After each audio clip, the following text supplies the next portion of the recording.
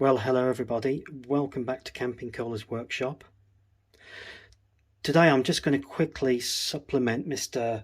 Engineer It Yourself's very good video about how to change or replace, in my case, the belt drive for my Hotpoint dryer. In his video he used a screwdriver to get this impeller type fan off. Now you need to get this, just put in context, you need to get this clip off, and you use a pair of bullnose pliers to do that. Just go inside and get that off. You'll see that in his video.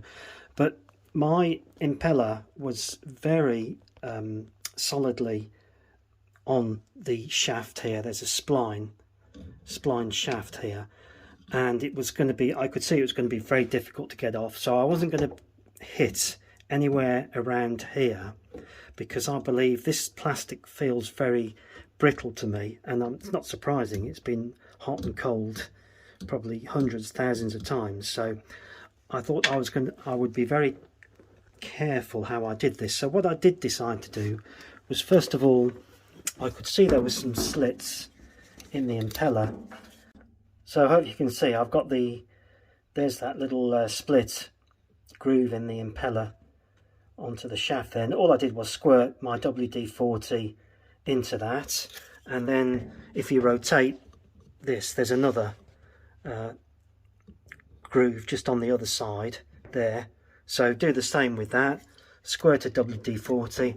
I left it for a couple of minutes. I mean, you can leave it as long as you like, and then what I decided to do was use my bluntest screwdriver, which I've got here. You can see that's pretty blunt. If I was doing this again and I wasn't lazy, I would definitely put some PTFE tape or something just to protect that. And I used my soft hammer and gently tapped and rotated here, and then it came off okay. I'll just show you what I was actually tapping on, which is that bit there.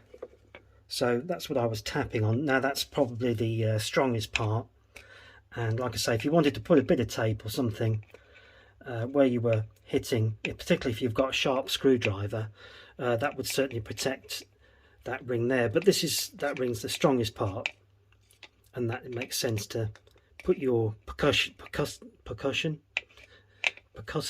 blows onto that part there. Okay, so that's what I did, and I hope that helps, and you don't end up having to buy another one of these, as well as the broken belt. Well, we're at the dreaded belt now. You can see I've got the belt back on and the direction of travel. I just thought I'd mention the way I did this. I tried taking the spool off here, and there's no way I was going to get the belt over and get the spool, or the pulley I should say, over the bolt there on the end. So what I did was I stretched the belt around the drum. I took it off the spindle because I didn't want it specifically round the bend there on those splines when I was stretching it. So I stretched the belt quite as much as I could over the drum. I would recommend that you stretch the belt if it doesn't fit properly over here before you put it on the drum, but it's difficult to tell. But anyway, and in the end what I did was I used a hook from a ratchet tie, and I managed to get the hook around the back of the cable here, and then I pulled it onto the pulley with this plastic covered ratchet tie here, so it didn't damage the cable. So yes, I found it was impossible with the screwdriver, so this hook obviously just held onto it whilst I used my fingers and pulled that belt around. But it was really difficult, I have to say. But anyway, I've managed it, and I hope you do too. If you like my videos, please consider subscribing and liking this video. Thanks a lot.